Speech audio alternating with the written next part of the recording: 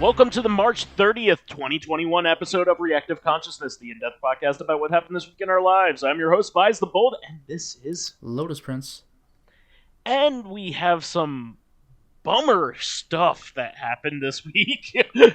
I don't know how much of this you care about, but we had we'll get to some deaths that sucked at the end of the show, and a particular announcement that we're going to go right into that really bummed me out.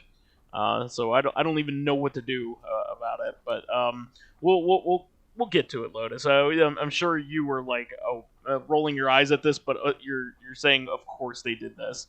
Well, yes, of course they did this, but I was starting to scramble for some stuff. Yeah, so Sony announces officially, I mean, we kind of saw it coming with the removal of these stores off of the web version of PSN, but Sony has announced that they are nixing the PSP, Vita, and PS3 stores in July worldwide.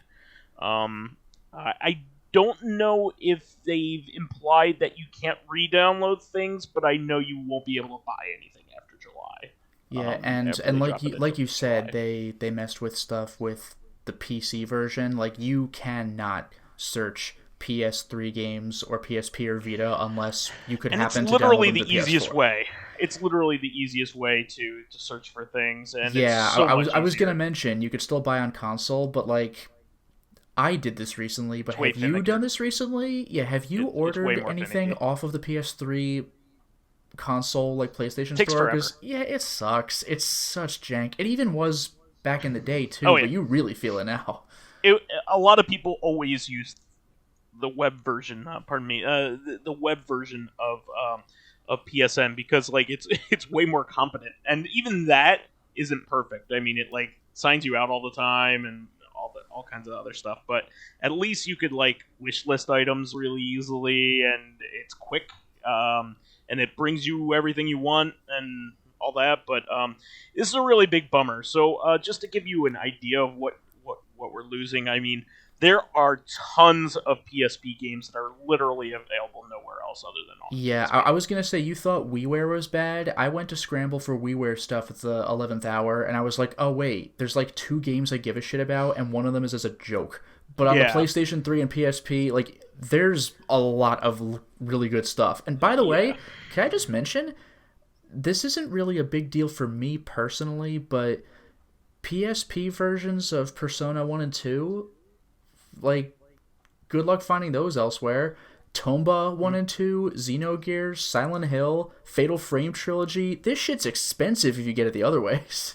Yeah, so I also have to reiterate what this also means. It means that all the PS1 archives games will be disappearing. Yeah, because they're not on PS4. Games. Yeah. All the PS1 games are going away.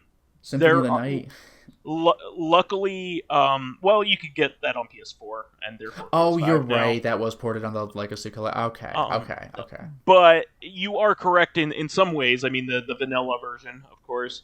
Yeah. Mega Man Legends, like Tomba 2. Yeah, Mist Adventures of Tron-Bon. It's like a $300-$400 game, or it's $10. Suikoden 2. That thing spiked recently. So Suikoden 1, 2, 3, and I think 4. Wild Arms, like a whole bunch of like really good stuff. Not to mention PS3 exclusive digital downloads, which we've already mentioned before, like the Suda51 game Black Knight's Sword, Rain, known overseas as Lost in the Rain, that crappy horror game Amy that nobody likes. I don't. Is that the one where you go through like the streets of like Shanghai or something like that?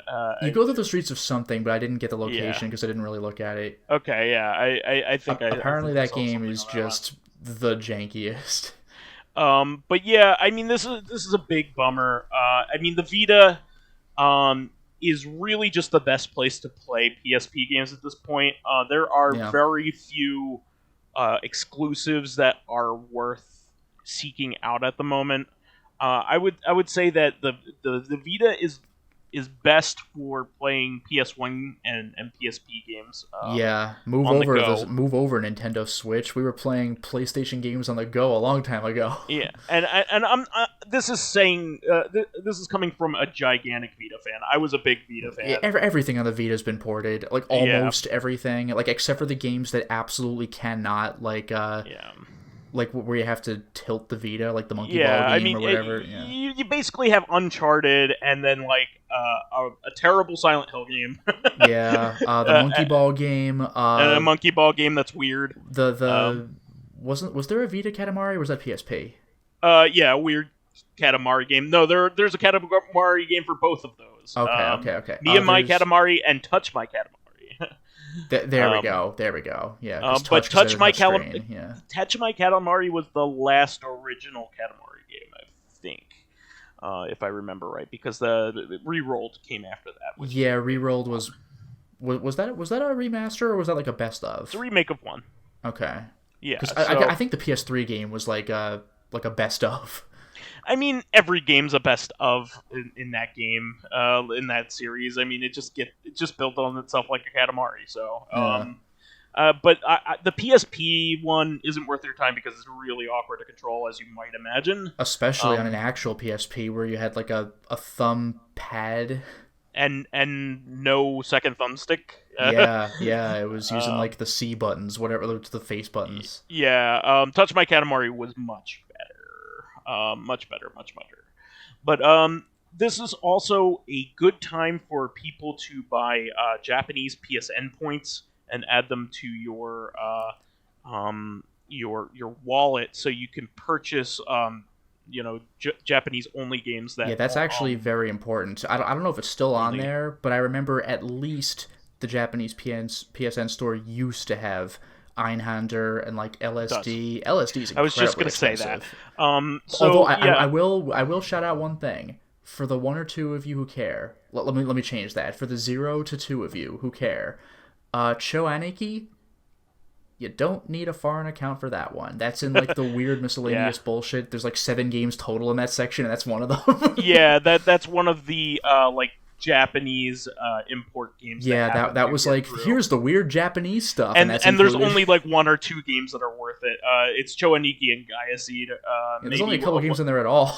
Well, I should say there's 4 shmups in there that are worth it, and then there's like a couple RPGs. Like, how are you even gonna play this?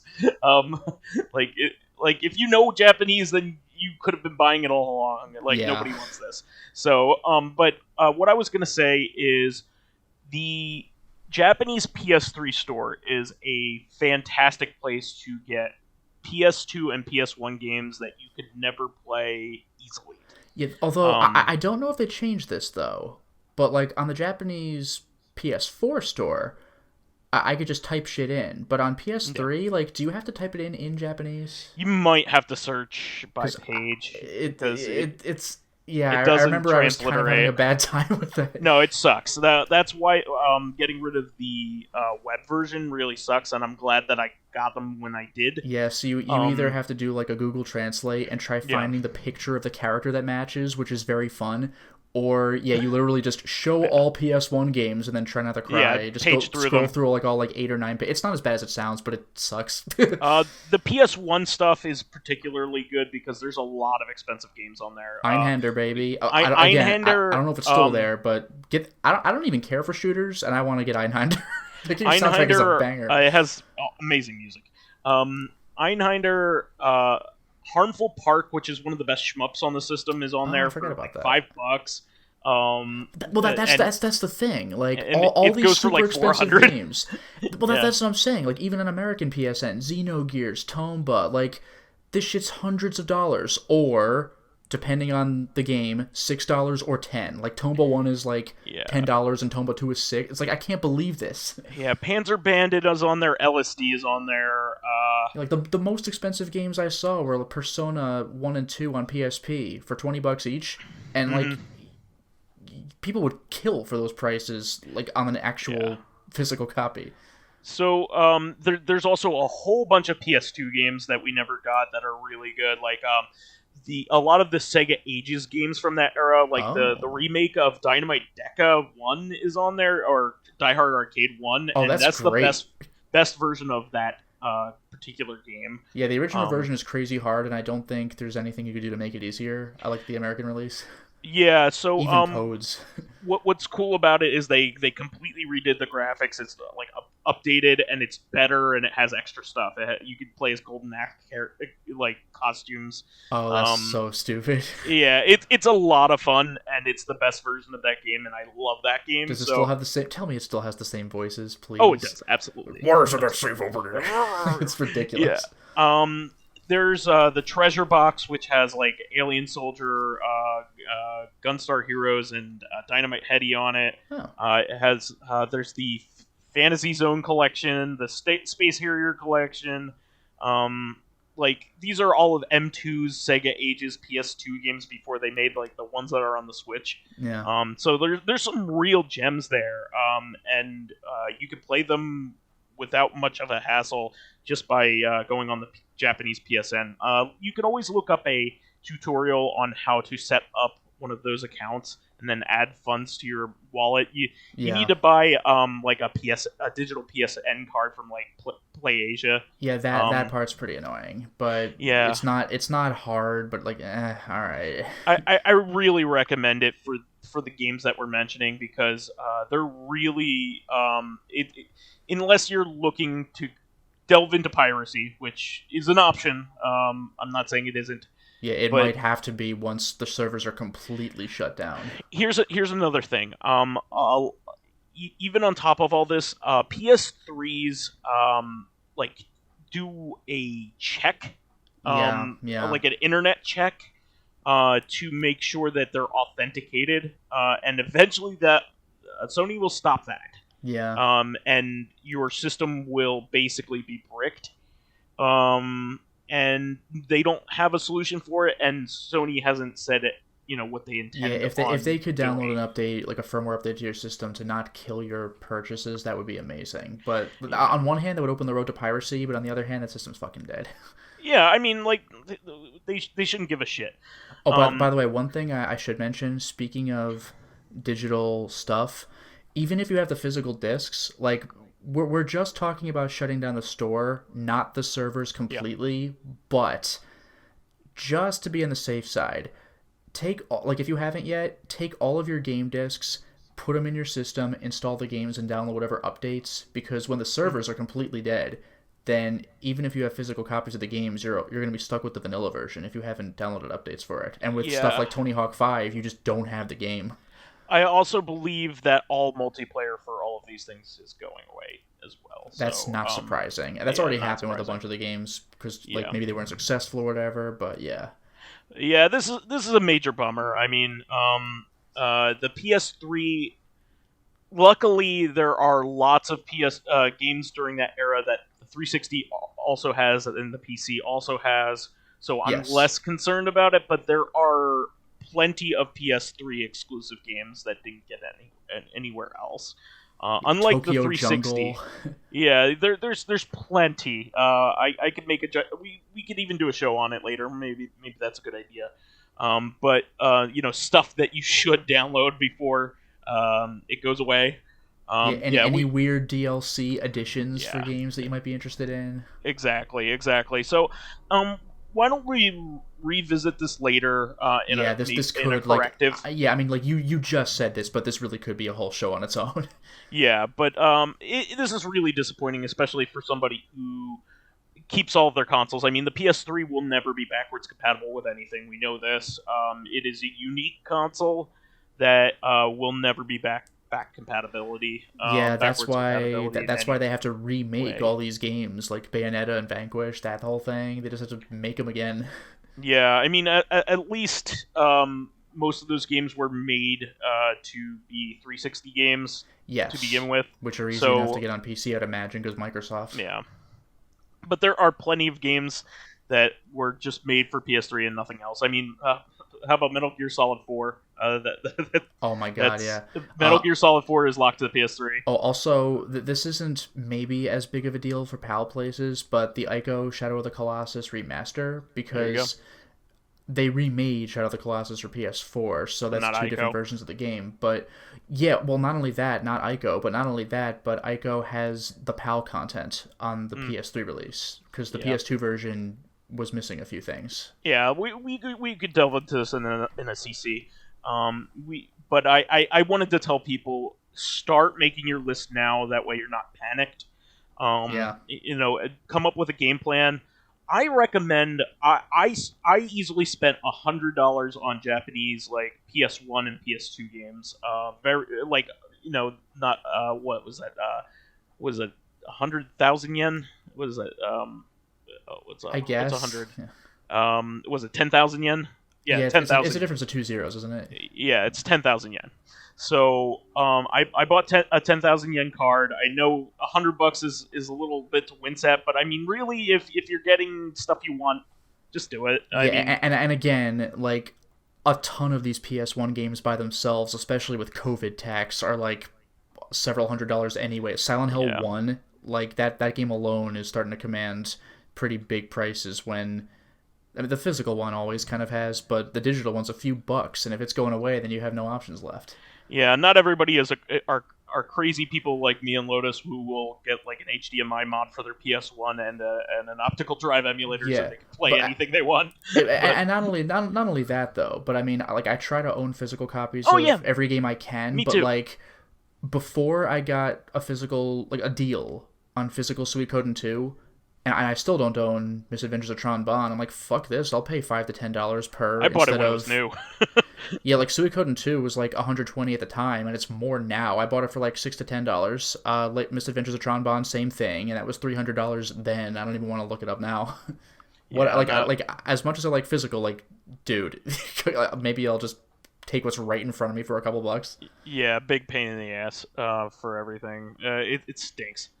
But we should move on because there were plenty of other things that happened this week.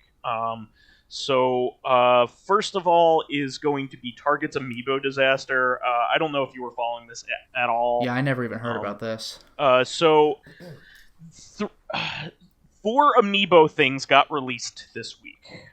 There was the Terry Amiibo, which is, a normal Amiibo. Let me see here. What were the other ones? The one that I was interested was the Terry one, but Banjo-Kazooie, so no wonder that one was a very popular one, and Byleth were all normal Amiibos that got released everywhere. Yeah, Smash characters. But they got sold out very quickly. The Terry one is still very expensive right now because it looks like they restocked on everything, including the Banjo-Kazooie. But of course, the only one I want, which is the Terry one, is now going for more than released. But the fourth one is the big one that everybody's heard about. We revealed earlier that Nintendo partnered with Target stores to carry Sanrio themed Amiibo cards for Animal Crossing.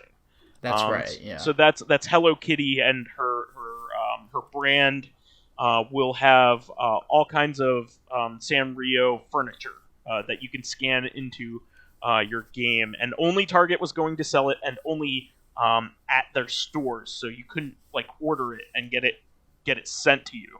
So of course, the moment that they go live, people are like diving into Target trying to get it. This is for a $6 item, mind you.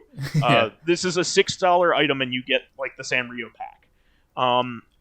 And it wouldn't work for basically anybody. And anybody who did, very few people got through. And then they found out that you, through all kinds of methods, that you could brute force your way into getting it. And I was able to do that for my local Target store, so I brute forced my way into getting it. What does that even mean if it's like a physical location? You're pushing each other around like Black Friday?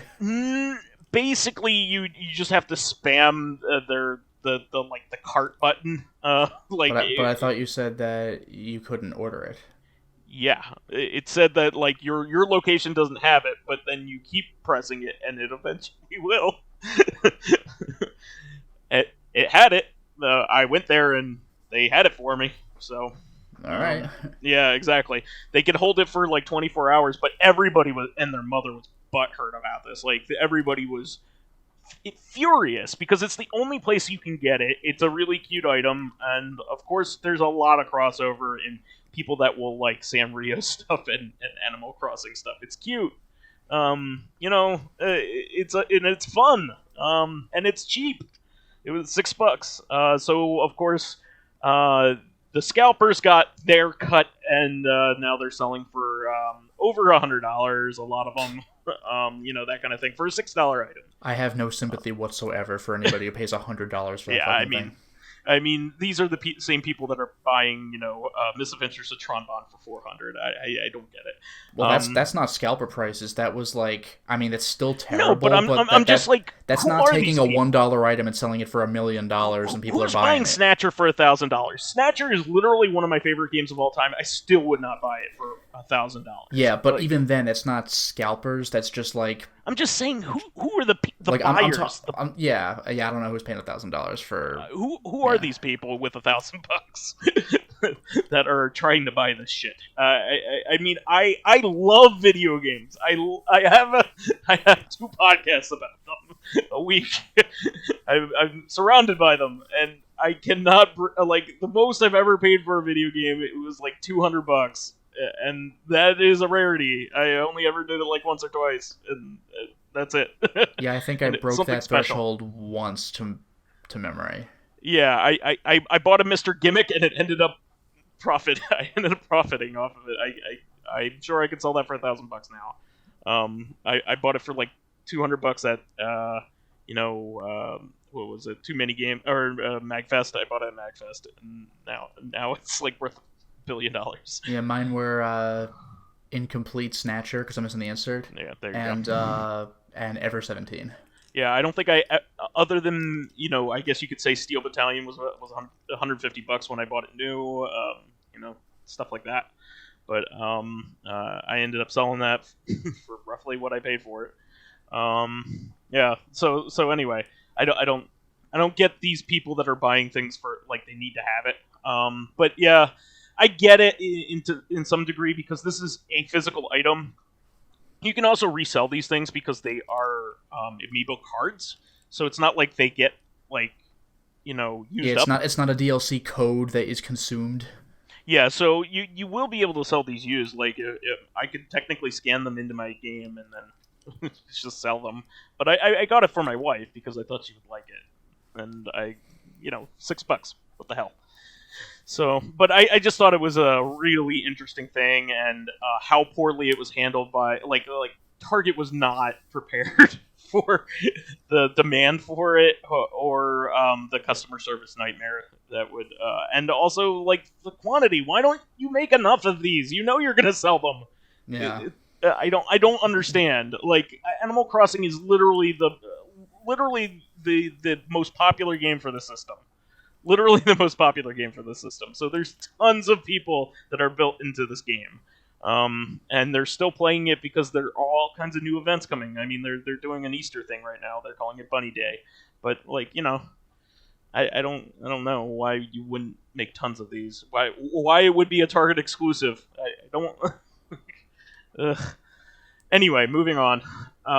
Limited Run Games had a surprise item up for pre-order.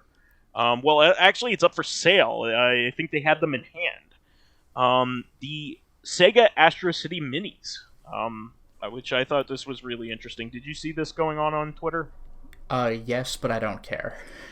I don't care either, but I there are a couple of novelties that I find interesting, but not for the price. I mean, Virtua Fighter 1 and Golden Axe.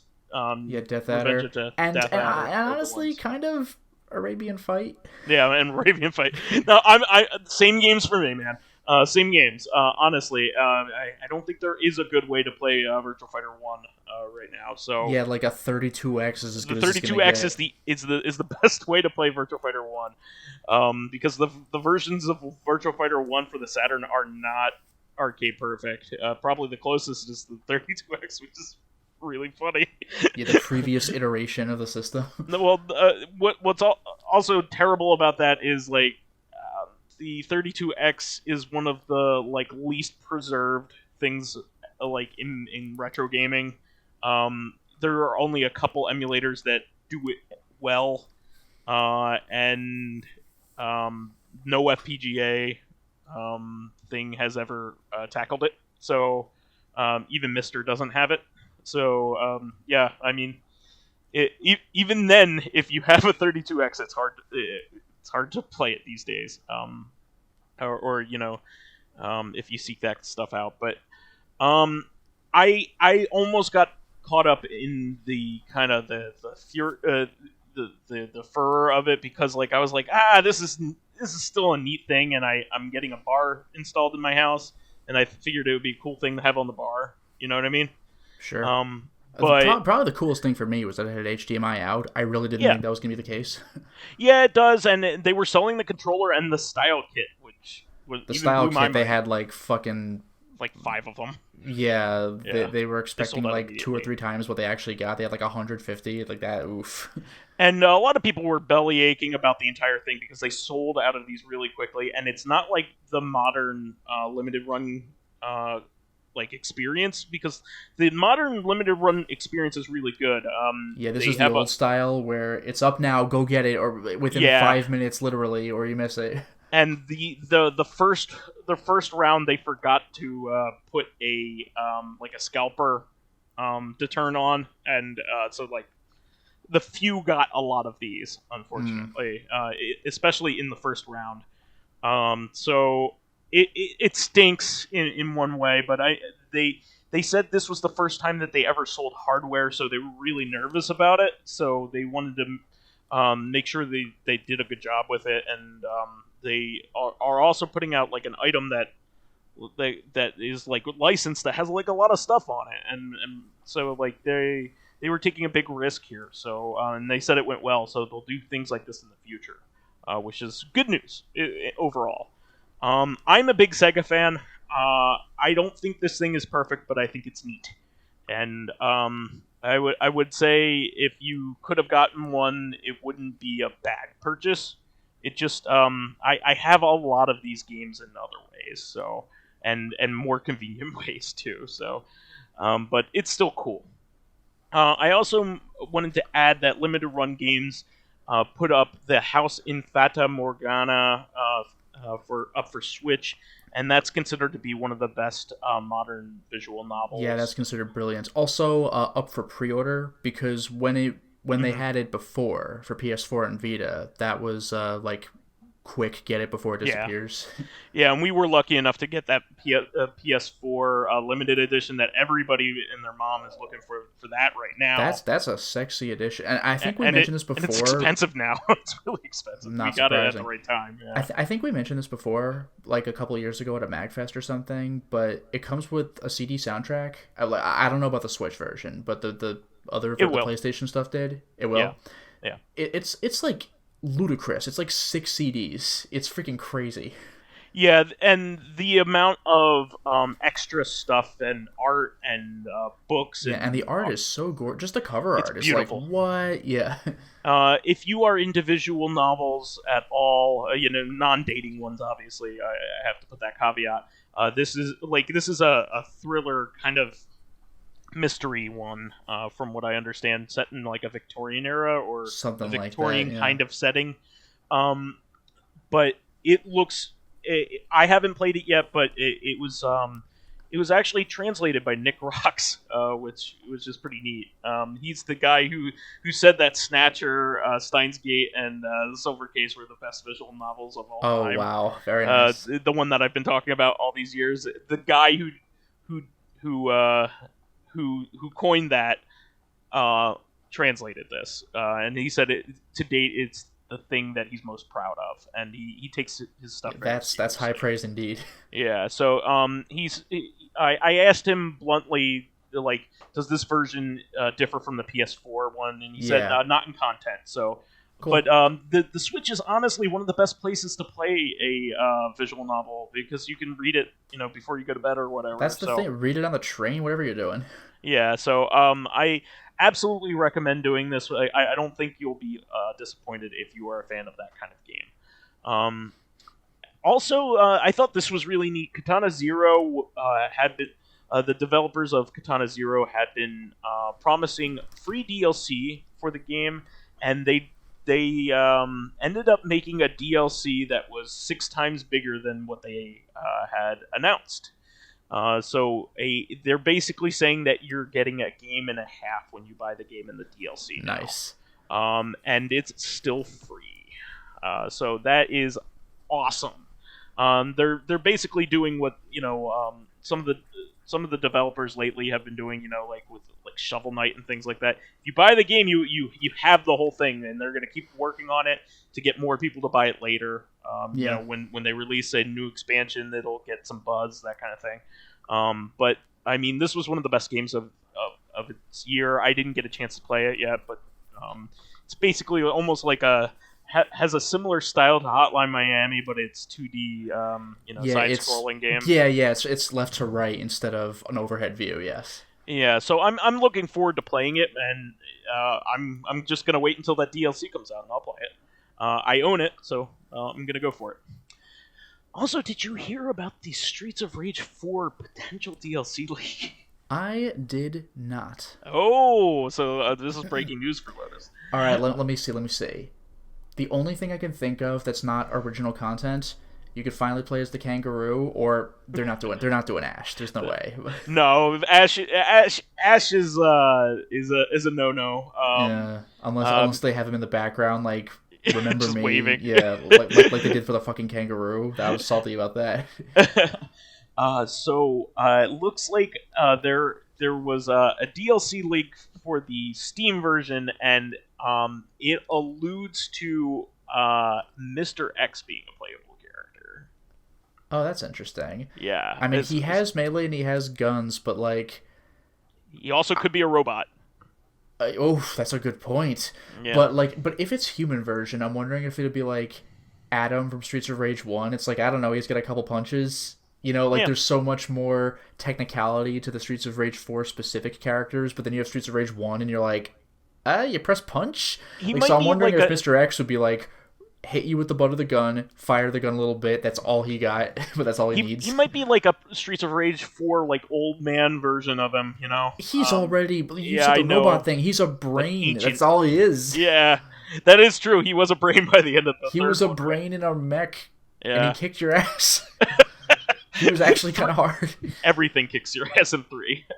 Yeah, Streets of Rage 3 is honestly a bullshit game, but that's because I think it was upped for upped in difficulty. Play the original Japanese version. I didn't think I'd be saying this at the time, but Bare Knuckle 3, honestly, one of the best beat 'em ups ever. Yeah, rival Streets of Rage 2. It's certainly really in terms of branching paths. I would even say that it's gameplay style with the dashing and the dodge rolling adds a lot to it. You know what was one of my favorite, by the way, in the not perfect ending where Shiva's the final boss. You know how when you beat a boss they go like ooh, and they go down slow-mo style like Street Fighter 2, but like you're doing this on like some sort of news channel and you like bust in and you're like no, and you start fighting Shiva. So when he goes oh and he flies in the air slowly, the screen flashes a bunch with like photographers getting the shots, and it's like, whoa, that's freaking cool. Like NBA Jam or something. Yeah, everyone's like, oh my god, this is breaking news. That was so awesome. Really cool. I love the Streets of Rage games, and the 4th one is very good as well. So I am looking forward to more content. I will play it. Next, the Guacamelee devs, who make really good stuff. I think they're Drinkbox games. Does that sound right? Maybe announced an RPG called Nobody Saves the World. That looks pretty neat. Oh, spoilers. Yep. Maybe I'll be the one. No, you won't. Maybe they're the nobodies. Huh? Oh, from Kingdom Hearts 2? Well, I'm just saying, like, nobody saves maybe, the... Oh, yeah. Oh, yeah. Oh, maybe Odysseus saves the no world? Yeah, I am no man. Exactly. I'm born of no woman. That was legitimately clever. All right. What? You egg? Kills. Next one is Mr. Ryu was very happy about this. Our friend and compatriot. Yeah, this actually pleased me to read, even though I haven't seen any of the previous game or this new one. I don't care, but he's saying that Monster Hunter Rise, which is now out for Switch, is the best Monster Hunter game ever. Yeah, because Monster Hunter World is what put it... Like, I mean, the game was already big, especially in Japan. But Monster Hunter World really put it on the map for the West, because it had, like, a PC release, so everybody was playing it. Yeah, people in China were playing it. And Mr. Ryu was like, well, it's good, but his Facebook post said that Rise is what he wished that World was. So that's high praise. Yeah, I'm the kind of person who likes watching him play. Yeah. So maybe I'll get in on this at some point. Yeah, I mean... Every time I'm on, and you know this about me, every time a new Monster Hunter game comes out, like, Vise is like, maybe I should play this, and then he buys it and plays it for half a second and then gets distracted elsewhere. Yeah, that's not even, like, a revelation. Yeah, so really? I am not going happened? to buy it, because I've learned my lesson over the years. Yeah, I can't wait to play with Mr. Ryu, which is still never happening as years later. Well, the thing is, like, he doesn't invite me, like, and... He's not good at communicating. I guess I have to catch him when he's on. And well, that's the thing. Yeah. He has his, like, regiments. Like, for Final Fantasy XIV, like, this is his group, this is when they raid. Like, so if he's playing Monster Hunter or whatever, he's probably just doing it by himself or joining randos. I play video games maybe 2 hours a week at this point, so it's not going to happen. I've been playing that same first area of Yakuza Like a Dragon, and I'm still loving and again, it. To be fair, normally this is where I'd be like, Vice, come on, but like, no, you're gonna be not doing plot stuff for a long time in Like a Dragon. Yeah, I mean, I just got to the point where I can summon the lobster. Isn't that great, by the way? I'm very happy. I love your summoning animation. Like, you like swipe on your phone, like you amazing. Call it up on the phone. Her name's Nancy. What's great about the summons, by the way, is some of them, like Nancy, are very comical, and some of them are like, oh shit, like, and it's like, see what happens when you summon this one for the first time. It's great. Yeah, and I really tried really hard to get great at the golf minigame, and I did really well at it. So oh fuck that! That's one of the few things I just didn't touch. Yeah, I did bingo the other that's yesterday, impressive, and I was able to do bingo. So I think I might have done that in one of the previous games where that was like a sub story or something, but I never even entered the center. You get unique items, so I was like all about it. So yeah. Oh, by the way, regarding the pound mates, you like how well, you haven't played the previous Yakuza games, but you know the first pound mate you get, Gary Buster Holmes. Yeah. He was in Yakuza 1 and 2. Really? Like, in Yakuza 1, he, like, introduces you to the Coliseum, and then when you get ready to fight, he was the first or second guy, and you're like, oh shit. He's like, yup, you're fighting me. I was a former heavyweight boxer in America. And in Yakuza 2, he has those ludicrous metal spike ball gloves for no fucking reason, and you're like, what? So, like, yeah, he's just back with those in Yakuza 7. So, like, Ichiban's never heard of this guy, but, like, I was like, Gary Buster Holmes? He works for Poundmates? that guy? Yeah, really? He's just hanging out with you? Okay. Yeah, in terms of story, I'm at like I'm searching like the not Chinatown. Like I just got the girl. Well, I mean, it is party. Chinatown. Lots of places have a Chinatown.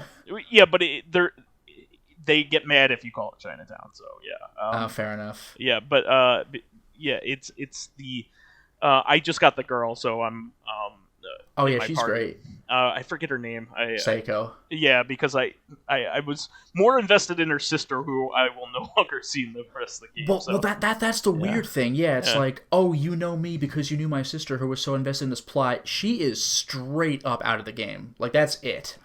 Yeah, what's kind of funny is I think they only did that because they didn't want you to have like a literal hooker, like as your teammate, which kind of stinks because I don't know if that would matter much. And even Seiko herself, like, yeah, but she's literally an identical twin.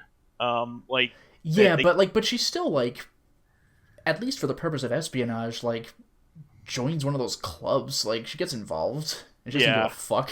I'm just saying they could have just given me that girl. Yeah, I know. She was a cool character. It's a shame. But Segal's a straight badass, and it's great. Yeah. I'm having fun with the game. I mean, I'm doing well, but I'm playing like a lot of like carts and trying to earn some money. So I was gonna ask if you'd gotten to carts because like in the early stages of the game, being in that park is kind of scary. Like that's some of the harder enemies. I've gotten jumped a couple times and gotten killed. Yeah, it's a little scary, and you lose half your money like fucking Pokemon. Yeah. But yeah, can you believe they just straight up have Mario Kart in Yakuza? Yeah. Like it's called Dragon Kart. It's great. And it's of course it is. And it's actually like a bunch of the races I like sleepwalked through, but like they get tough. I'm in the one where I can't just like sweep the board anymore. Without, and like, by the way, I know it's a real bitch to raise money to buy the new carts, but like whenever a new card is available, you should buy it. Like you are not winning high level tournaments with your starting carts, even fully upgraded. I've gotten to the point where I can't do it anymore. And that shit gets really expensive. And the sub stories carry all the way into endgame. I think the last one opens up in endgame anyway. So you like not only do you not need to worry about doing it now, all of it, but you can't. Yeah. Like wait till you actually can earn money, because once you do the business minigame, you'll be earning money hand over fist, but you are not doing that now. Well, I do have the like the jobs like minigame now. Where part-time hero. Yeah, I do have part-time hero. That is nice. That's nice. Good. But I'm talking about the running a business minigame, which I don't know if you can access that now. Maybe if not now, then soon. But like that is very grindy, but eventually you make pretty good money with it. Nice. Well, we should move on because there's Monster Hunter Rise is supposedly really great if you love Monster Hunter or want to get into it. I'm sure it's a good place to get back in. Moving on from that, Legacy of Kain Soul Reaver mysteriously is temporarily removed from Steam. This also bizarre. This also happened to Way of the Samurai 4. The publishers are saying temporarily removed. So they haven't given notice on either of them when they're coming back, but maybe just because there was probably a big Windows update and they probably just don't want to sell it in that state. If the game has some incompatibilities, that kind of thing. So I could totally understand that. In the case of Legacy Kain, I would think that they would put out a collection of that, for modern consoles one of these days. So no kidding, they're all on PC, and GOG has all of them except for the original Blood Omen, the first one. Yeah. So I would think that you would either make a remake, of Legacy of Kain Soul Reaver because that's the most popular one at some point or something. But the Way of the Samurai 4, I think that one's just compatibility issues. Okay. That is supposedly the game in that series to play because it gets real wacky. I really want to play that one. I have all 4 of those games. I even have the spin-off. I have Samurai Western on PS2, but I heard that Way of the Samurai 4 is hilarious. And it has some like psychedelic like craziness happen during it, like almost like a Goichi Suda kind of thing going on. Yeah, I was actually thinking Samurai Champloo. Yeah, it has craziness go on in it. But I'm looking forward to it, and there's also some goofy like plot points in that game apparently. So I'm looking forward to playing that at some point. But we'll report when they're back. Also, a sequel to a retro shmup, Andro Dunos 2 was announced for modern consoles out of nowhere. This is a very little known, little sought after, little talked about Neo Geo shmup. Even I don't know about it. That's how like obscure it is. There weren't a whole lot of shmups for the Neo Geo. The ones that were there were 2 like really good ones, Polestar and Blazing Star.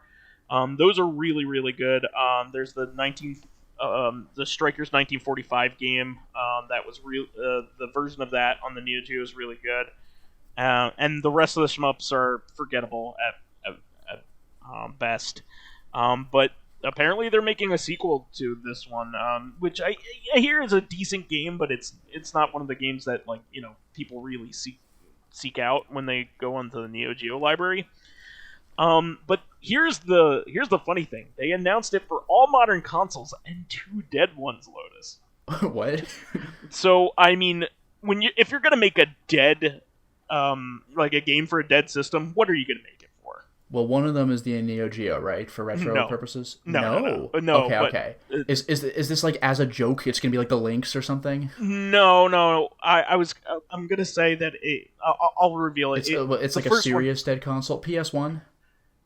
I was gonna say Dreamcast because Dreamcast is the game where all the post-mortem games go. Yeah, Dreamcast has a pretty big homebrew scene now. Yeah. Yeah. So. But the other one is surprising as shit, and I don't know how they're doing it. The Wonder Swan. Not too far off. The 3DS. Oh, I was going to say Neo Geo Pocket Color. I don't even know how they're doing that. So, very odd, and let's see. I mean, I'm willing to look at it. And this is kind of a landmark announcement. The first Melty Blood game ever to be released in the West. Yeah, I was going to bring that up. Yeah, Melty Blood type Lumina is coming, and that was going to be my first question. Like, is this the first one? Because the only time I've ever seen Melty Blood was like Japanese import for the PS2. Yes. So the most common was the PS2 one, and a lot of people imported that one. But it used to be a Dojin fighter on the PC even before that. Oh yeah, it was just the Fate Stay stuff. It was like it's before the Fate Stay. It's like the it is before that, but it just makes me think of that. Yeah. Yeah. So Melty Blood has like back when Fate Stay was like Eroge. Yeah, exactly.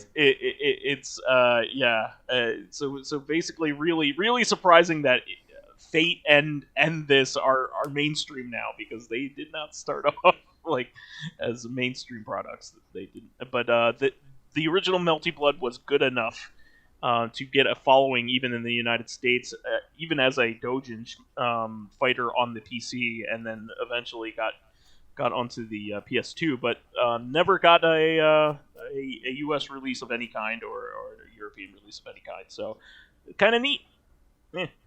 Pretty neat. If we got Galgun, then Melty Blood is no longer a tall order. Oh, I don't think Melty Blood has any of that like sultry stuff. Well, no, but that's what I'm saying. Yeah. Like, if we can get Galgun, we no longer need to like question whether we can get Melty Blood. There's very little that's really good that you have to import anymore. I mean, a few shmups from me and a virtual on game were basically all of last generation. Were like the only ones that I had to track down, and that was it. I still don't understand the virtual on thing. Why do I have to import virtual on? Like, just give it. Sell me a digital copy of that. I don't understand. No, you have to play the original through Yakuza Kiwami 2. Yeah, like, this is stupid. Just like, you obviously can release Virtua on in the United States. I don't understand why you don't. I just saw a collection. Yeah, like, why did I have to import that? It's stupid. But anyway. I understand the anime spin-off because I did buy that too. The certain scientific railgun. Yeah. I don't. There's probably a good reason why that didn't come over, but licensing and all that. But I only imported like 5 games last generation. I mean, it's getting slimmer and slimmer. It's been almost a while since I've imported, and even when I have, it's usually been physical copies of stuff that I could have gotten digitally here. Yeah. So I didn't have to, like Jojo Eyes of Heaven. You got that virtual I didn't on have game to too, import that, but I did. What? Didn't you get that virtual on game as well? Nah, I was considering it, but no. Okay. Well, there you go. Also, people have been asking why doesn't Koei Tecmo just put Ninja Gaiden Black and Ninja Gaiden 2, like the OG versions, not like Sigma 1 and Sigma 2, on the collection that they're putting out. They said they've lost the source code. And it happened again. I mean, I don't mean with Koei Tecmo, but that kind of thing has happened again. I have a theory about this, and I don't think I'm completely wrong. Itagaki would be the kind of guy to just delete that shit and leave. Um, You I make wouldn't me put add it an past easy him. mode, will you? You fucks. He probably quit, put his fingers up, and then deleted it. I'm just gonna go ahead and say that is the unofficial story, and I'm sticking to it. I wouldn't put it past them. Or they have it and they don't want to give him the satisfaction of being like the director on any of those games, which is also a thing that I think is likely. But either way, we're getting ports of the not as good versions of these games, but have more content. There are no definitive versions of the first two Ninja Gaiden games, unfortunately. Yeah. And it's kind of a bummer. But I mean, the Sigma versions aren't bad. They just aren't optimal. But they might be. They might perform better, now that they're remastered. So let's check them out. Also, this is one last warning. Tomorrow on Wednesday, Super Mario 3D All Stars, Super Mario 35, and the port of the NES Fire Emblem are all going to disappear after the 31st. So off of the eShop. So Super Mario 35 in particular, you can only you won't be able to play it. So if you want to at least see what it was like, probably with a lot of people playing it, because there'll be people that just want to get one last game in. Why don't you give it a shot? I mean, it's a free thing anyway. So I just figure I'd let everybody know about that. And you had something about Kirby here. Yeah, this was interesting. So you know how every once in a while, like we mentioned for Donkey Kong 64, there's a secret that nobody knew about for 20 years. Well, there's one for Kirby 64 as well. Wow. This is bizarre. This is a push-button code. So Kirby 64, I believe, has 3 save files. And if you highlight the second save file, which must be empty, and you input a certain push-button code with the C buttons, and it's a simple one, then file 3 will just be 100%. You'll just get a 100% save file. So that's kind of cool. Oh, and wow. it apparently works on all physical releases of the game.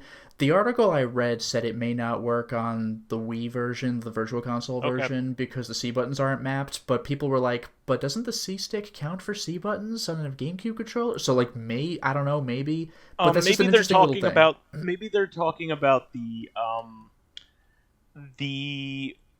Kirby Collection version. Maybe when they're talking about that. I don't know, but either way, they said the problem is because the C buttons aren't mapped. Maybe if you're playing with the Wiimote, but with the GameCube controller, maybe? I don't know. Yeah. But the point is, weird 20-year-old code discovered in Kirby 64. Weird. That's a little funky. That's the game that keeps on giving. There's all kinds of stuff that the post-apocalyptic stuff that's what I was going to mention. There's level 5 or something. Everything is some kind of star. Level 5 is frozen star, but if you look closely at it, it's Earth. And you're like, oh no, the entire Earth is just Ice Age. And it's only populated by robots. Yeah. You don't think too closely about it. You're like, oh, look at this theme of enemies. But if you look at that planet or star on the level select, it's like, oh no. Yeah. Moving on, just real quick, Vitor Viela has been making really awesome hacks for Super NES games. He's been hacking them to work with the SA1 chip, which is the Mario RPG. Yeah. Chip, and he's also been doing fast ROM versions of games where they use the entirety of the CPU of the SNES without any use of special chips. So the latest one he did was Axelay, which is one of the best shmups for the system, and that was a Konami game, and it was pretty early on, so there was a fair amount of slowdown. And he said the majority of the slowdown is now has now been removed because of doing this. So I like putting these out, because this is the reason why I love going back to playing some of these games nowadays. The original versions of these games are starting to become obsolete because they're no longer the best version, which is pretty neat when you think about it. It's just like, oh no, there's a better version of Mario World with uncompressed audio now. Yeah.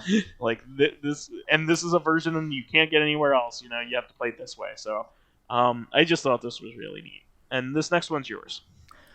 Yeah, this is something I forgot to mention last week, but we were going over time anyway. But sometime either this month or last month, I forgot because I don't really follow Netflix very carefully. But Thus Spoke Rohan Kishibe is now available on Netflix. And for those of you who may not know, Rohan Kishibe is one of the secondary characters in JoJo's Bizarre Adventure Part 4, the one starring Josuke. And he's the manga artist. And what's interesting is that this stuff was in Japan. Like, Araki wrote, I want to say 8 of these stories that he tells. And on Netflix we have 4 of them. 4 of them are animated. I don't think the other 4 were animated, like, ever. Maybe they will be.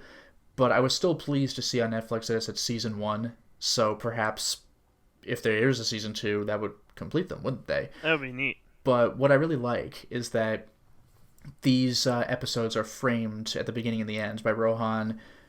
He's just somewhere, like at a cafe or whatever, and his friends are around. He's like, this weird thing happened to me one day, and it goes into the story. And they're full episodes, so like 23 minutes. And they are straight up horror stories. Like, all 4 of them. Like, JoJo has its scary moments sometimes. Especially in Part 4. Yeah, Bad Company was pretty neat. But I don't mean scary though. Like, I mean, that's scary. Like, I'd hate to fight that, but I mean like intended to be horror scary. Like when Kira starts when Kira starts getting serious, and he's going after innocence and shit. Like, and what he does to that little kid in the family, like, you're just like, oh my god, and you're just like straight, like, you're clenched the whole time. And the girl with the hair was spooky. Yeah, that got scary as well. That did. What was her name? Raimi, with Love Deluxe. But Rohan's stories, like, this is just, the whole thing is just horror stories. The first one is a straight up ghost story, which is not unreasonable for JoJo. There's a ghost, like, tertiary character in Part 4 anyway. Kira's first victim. She's just like, hi, I'm just around. But there was a story of, like, a ghost and his curse to some guy when Rohan was in Italy one day. Episode 2, Jesus Christ, like, episode 2, if I did not recognize the animation style, because JoJo has an animation style across all the arcs, which I kind of wish they kept the different Araki styles, but whatever. But JoJo has a look about it. JoJo 1 is kind of like... Well, JoJo 1 is Hokuto no Ken, let's be real. Yeah. But exactly. JoJo Part 5 especially, like, the characters are drawn, like, a lot lighter and, like, with more feminine attributes, because Araki was trying to build up his female demographic. Sure. They got very sparkly and sexy. Yeah, but as far as the anime is concerned, it has a look. If I did not recognize that look, and if Rohan himself were not in the episode, like, if I'd never seen JoJo before, I would have sworn that was a Junji Ito story. Oh, like, wow. Yeah. It just was, except it was Araki. Yeah, the vibe of it and what was happening was... Yeah, like, curses that just don't go away, and now you just gotta deal with it, and it's creepy as shit. And, like, that was episode 2. Episode 4 had Junji Ito vibes. There were a couple parts where I'm like, oh, this feels like Junji Ito. But episode 2, just the whole thing, like, it just is a Junji Ito story, except Araki somehow made a Junji Ito story. That's awesome. Fucking nuts. But I recommend looking these up. They're genuinely creepy. And you can like, watch this outside of creepy. JoJo, right? You don't have to watch, like, a whole bunch of pretense for it, right? Well, I mean, as far as the episodes, they exist in a vacuum. The only thing is, at the beginning and the end of the episodes, when Rohan's talking to buddies, like, like, you're supposed to recognize who those characters are, even though what they do doesn't matter, and you might not care. Yeah, the guy with the long hair, I don't know if you know who that is. The guy who can, like, shapeshift as an ability. I don't have that. I haven't gotten that far yet. They mentioned something about him, and you're like, wait, what? Like it's, I don't know if I'd call it a spoiler, but the episodes themselves can exist in a vacuum, and they're great. I recommend looking into them. What pisses me right off is apparently these were extras in the Japanese Blu-ray, so I guess they were removed for the Western ones. fuck you, but we still at least can access them with official translations, and you can watch them in English or in Japanese with subs. Wow. Well, I'll certainly check it out once I've done part 4. I think I'll dive right into it. Yeah, I mean, like, I could tell you when it's safe to watch them. You don't have to get far into you don't have to finish part 4 to watch this stuff. Gotcha. I think that was as far as I got was Red Hot Chili Pepper, and that was it. Yeah, but, like the guy with the long hair could shapeshift. He's got sort of a comic relief arc. Once you make it through him, I think that's the only new content you would need. Gotcha. All right, moving forward, the Suicide Squad. The Suicide Squad. Yeah, the Suicide Squad. When I recorded the trailer for this episode, I actually stumbled. I was like, and Suicide Squad. Well, no. The Suicide Squad. The Suicide Squad trailer from the mind of James Gunn, or not James Gunn. No, it is James Gunn. Well, it is James Gunn, yeah. Yeah, I was thinking Tim Gunn. I'm sorry. Okay. Who is a completely different person.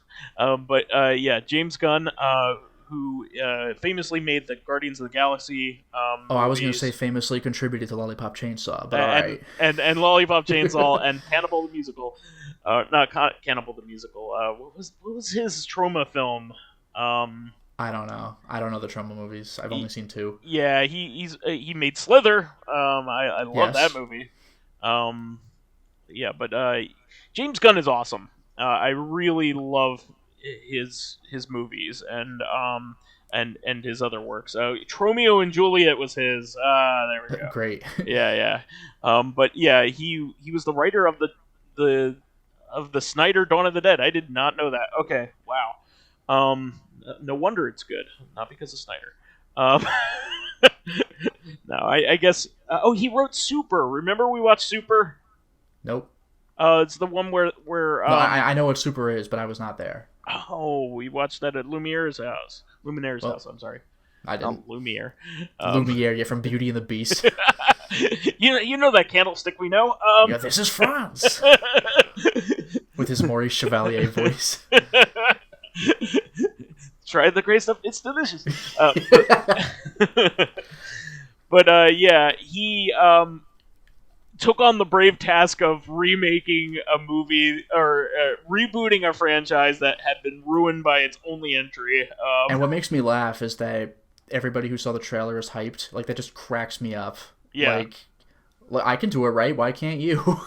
Yeah, exactly. But I mean, the trailer is awesome.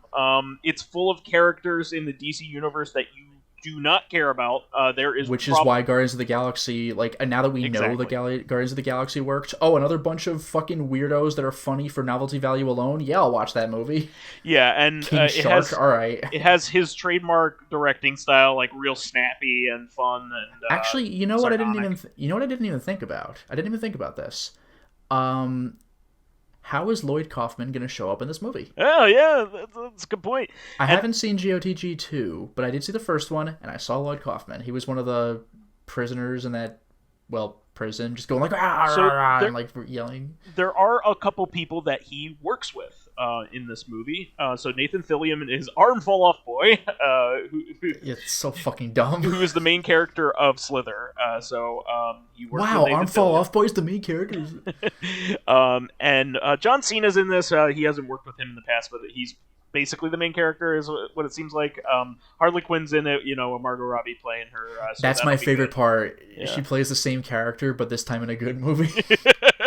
It's like, we'll bring her back. I'm not going to wipe the slate clean. We'll bring her back. Yeah, I mean, we'll redeem her character. She was in one terrible movie, one pretty good movie, I would say, with Birds of Prey. And then this one looks like it's going to be great. So, and Sylvester Stallone is a shark man who just fucking bites your fucking face Yes, off. I was just going to say, Sylvester Stallone was in Guardians of the Galaxy 2. So, was he? Yeah. So he's another returning collaborator, and he steals the trailer show. He is Shark King, who basically just eats every person he comes in contact with. That with. is so scary to me. Like a shark who could just walk up to you. And it's scarier than Killer Croc. He also like barely has any like reasoning capability. He just goes around and eats people. That is straight nightmarish. Like, that's horrible. I'm gonna have a lot of fun with this. Also, there are tons and tons of actors in this movie. I think we went over them all that they revealed in the teaser, which was a ton of names in an earlier episode. But I can expect you can expect that a lot of them will die. I'm just gonna say it. Suicide Squad is meant.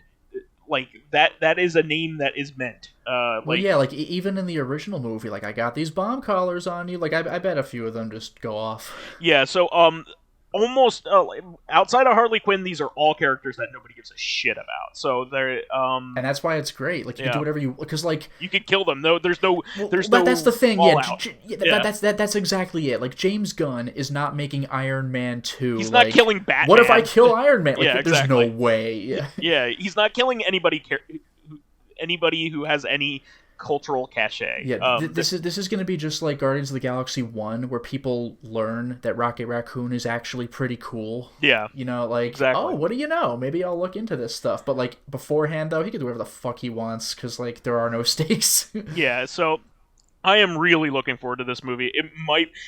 I think it's poised to be the best DC movie. I mean, unfortunately, aside from the Nolan Batman movies, that's not a very high bar. Oh well, I'm not talking about anything before Man of Steel. I'm talking about the Man of Steel on stuff. Yeah, low bar except for Wonder Woman and Shazam. Yeah, I mean the original Wonder Woman and Shazam and Birds of Prey is pretty good. So like I said, yeah. So I would say that this one is poised to be people are saying the Snyder cut is great. Well, from what I've heard, it's better. Like better to good. The people who really wanted it though really love it. But yeah, like what are the odds that DC Guardians of the Galaxy, made by the Guardians of the Galaxy guy, is gonna be one of the more interesting movies? Yeah, I mean, I might add that my favorite Marvel movies are the two Guardians of the Galaxy movies. I love them. They're both really good, and they also have probably the most emotional impact of any of the Marvel movies. That's true. The story beats are like the most like gut wrenching. I've only seen the first one, and it did have a story that actually felt like it mattered instead of like I gotta fight the evil version of my character, like all the early Marvel movies. I still thought Guardians of the Galaxy was alright, but it did have a story that felt like it actually mattered. The second one's even better, if you ask me. I think the second. Yeah, that gets real personal with Star-Lord's like familial life. I've seen clips of that one, so yeah, I can believe it. The entire movie is about all the characters' familial life, basically. Okay. So that's why it's that good. Like Yondu steals the show in the second one. It's Gamora really and what's her name, Nebula. Yeah, that's another one big part of that movie. Rocket's character arc in the second movie is fantastic. It's really really good. So I recommend watching that movie in a vacuum. Watch the first Guardians movie, but you don't have to watch all the rest of the Marvel movies. They're often spaced doing their thing. I was just gonna mention they start and end in space. It's fine. I mean, they are pretty vital to understanding like the backstory of Thanos.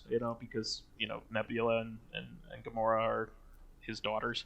But but you don't even really need that. You just need the fact that's more about Gamora and Nebula, in my opinion. Yeah. Like, they're the daughters of that guy? Oh my god. Yeah. No wonder they're so fucked up. Yeah, exactly.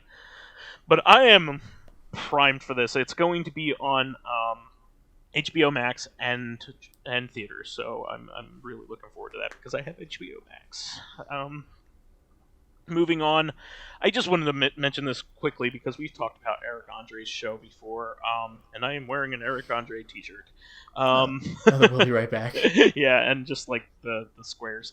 Yeah. But his movie, which is similar to the conceit of Borat, it's like a bunch of hidden camera like pranky stuff, but with a centralized plot to all with scripted stuff in between.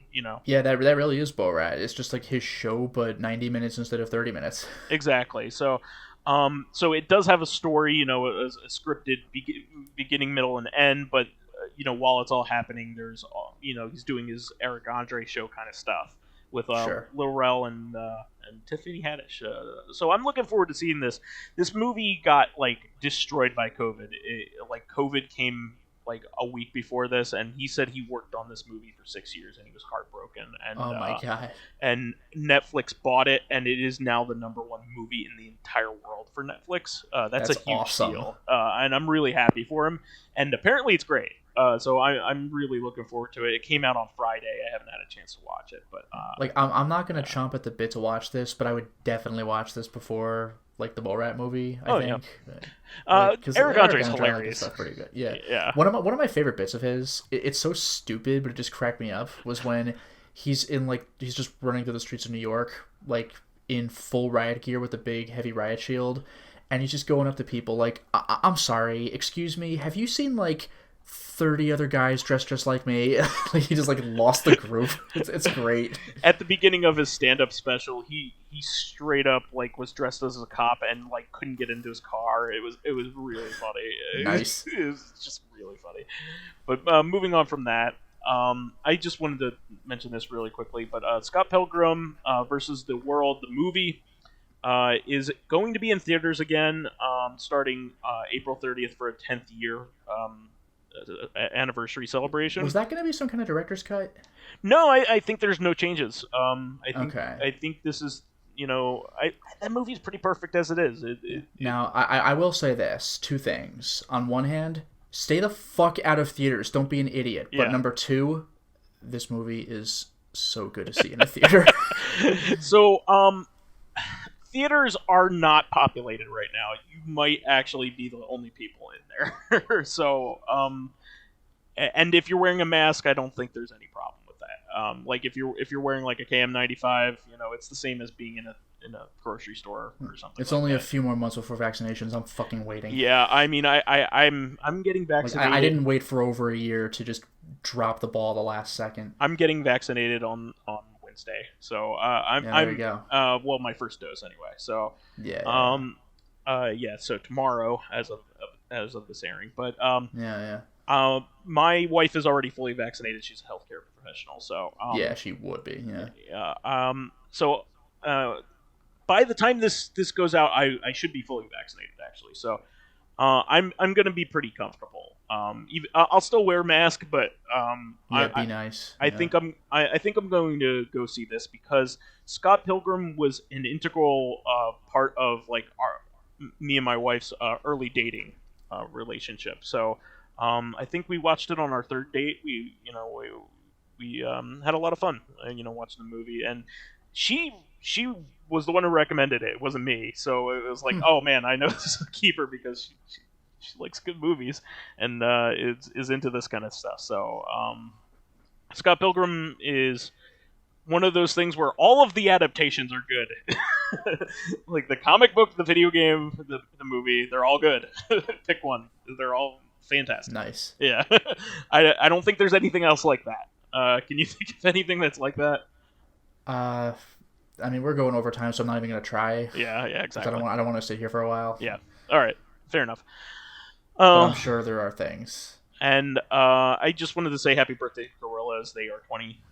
Yes. 20 years old, which is hard to believe, but yeah, 20 years old. I remember listening to them in middle school or freshman year of high school. I guess that would be.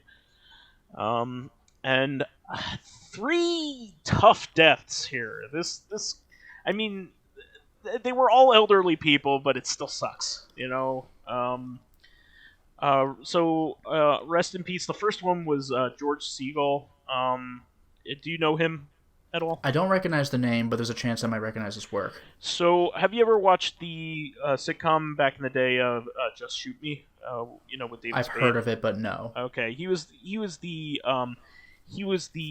boss in that show of the magazine that they were working at. He's also famous for a lot of movies in the 60s and 70s. But he was also famous for currently being the grandfather on the Goldbergs, which is currently airing. So they're gonna have to do like a send off for him because the show is still ongoing. But yeah, it's just a shame. He was a great actor, really good at comedy, and I think he's an Oscar winner as well. So the next one, I'm gonna save yours for last, there, Lotus, because I think we might both have more to say about her than Sure. anybody, because just it's interesting. But Jessica Walters was the next one.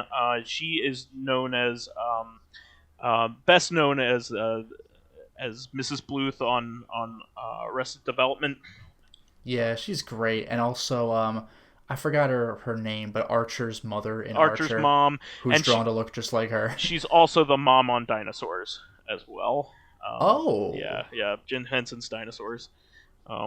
So yeah, she was great. Her comedic timing and her delivery are second to none. No other character. Like basically, in Archer, she's her character from Arrested Development. I mean, she's almost exactly the same. She's even kind of drawn like her character from Arrested Development. You know, yeah. or she just looks like her. And the last one, I did not know she was still around, but Yeah. rest in peace, Beverly Cleary, who Yeah, wrote she's the author of a bunch of books that we read in tons. like elementary and middle school. Yeah, Like Ramona and Beezus, like that really old school stuff. Super Fudge. That was her, yeah. Yeah, the ones that I read the most were the Mouse and the Motorcycle books, the Ralph Mouse books. I don't think I've ever read those. So yeah, there was a series of books that she made. I think she made like 3 or 4 of them about a mouse who was, could walk and talk, but was still a mouse. Who rode a toy motorcycle and went on adventures. Yeah. So, kind of one of those, like, he's tiny, a tiny person in a small, in a gigantic world kind of problems. Hard for him to, scurry up a desk. And get to a high point. I love stuff like that, and I have a lot of fond memories of watching like the Saturday morning specials based on her books. They used to have them on like ABC, I believe, when like on before cartoons. They used to have adaptations of her books along with other people's, and but I just she made it to 104. Yeah, 104, and her 105th birthday would have been next month. Bravo! I mean, she made it to 104. I mean, don't like to see her go, obviously, but that's a long life lived. Yeah, that's as good as it's going to get. Fantastic age, yeah. That's fantastic. Hardly anybody is able to get to that point. So, well, that is it. I mean, there was a lot of stuff there, Lotus. Do you have anything else that you want to quickly mention? Yeah, one thing real quick. Something I linked to you in chat. But Amanda Wynn Lee, one of the contributors to Neon Genesis Evangelion from way back in the 90s, we had talked a long time ago about when Evangelion hit Netflix, where like people were bothered by, I think, the script. Like they might have liked the acting, but the script was jank, and they're like, "What?" And it's like, well, what scripts do you use? The more literal, accurate translation, or the colloquialism stuff? Yeah, a big part of it was also like removing the nuance of a queer character, and being so like more obvious with it. Yeah, so like what do we do with this? And Amanda Wynn Lee said, well, it's been 2 years, my NDA has expired, so guess what? That script that everybody hates on Netflix, that was the one that we were supposed to use back then, and we said, fuck no. And that was during like the original DVD releases, right? That she was talking about, right? I think so. Yeah. The old one. This is an old bad translation, like one that's been kicking around for 20 years, basically. Yeah, one that was rejected, and that's the one they chose to bring back. Like, I mean, not they, obviously, because they fought it, but other people did, and she was like, well, if you don't like it, guess what? We didn't either.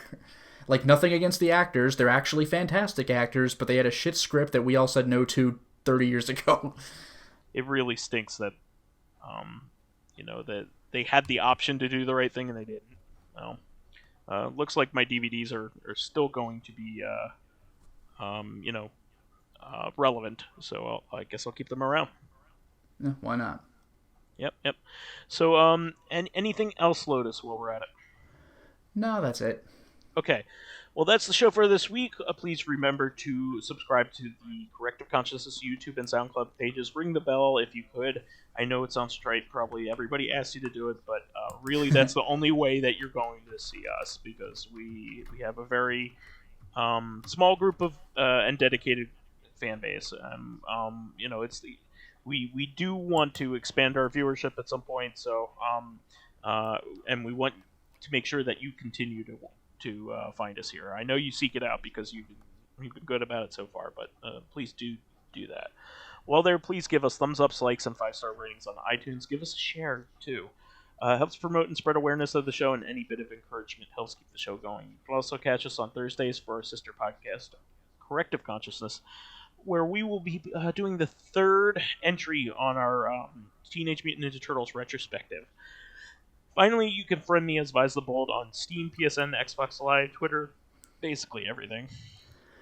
And you can follow me on my YouTube channel, Lotus Prince. You can hit me up on Twitter at Lotus Prince. And finally, if you are interested in seeing my videos early, like Dark Souls 3, getting in on exclusive live streams, like the original Armored Core, selecting upcoming games for me to Let's Play, which I'll probably be announcing real soon, and getting in conversations with me and other patrons on Discord, then consider swinging by my Patreon account, which can be found at patreon.com/LotusPrince. All right, everybody. We will catch everybody on Thursday for another episode of Corrective then. Until next time, everyone. Bye-bye.